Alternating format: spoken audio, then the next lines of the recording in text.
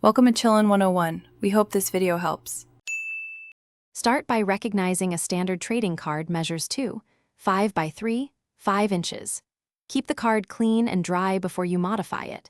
Cut the card vertically to use the 5-inch side as a small protective frame.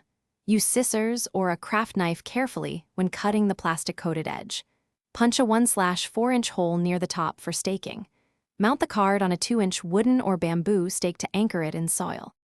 Prepare planting rows with seeds placed at recommended spacing and depth for each variety. Insert a 2-inch stake beside each seedling, then slide the punched card onto the stake. Position the top edge of the card about 5 inches above the soil to shield seedlings from wind. For small herbs, space shields 6 inches apart, and for larger seedlings, space them 12 inches apart. Adjust card angle for morning sun to allow 5 hours of direct light daily. Monitor the seedlings daily and check moisture under each card shield twice a day. Remove or replace a card after 2 weeks or once the plant shows true leaves and stronger stems. If heat builds, tilt a card 25% toward the sun to reduce midday overheating and improve airflow.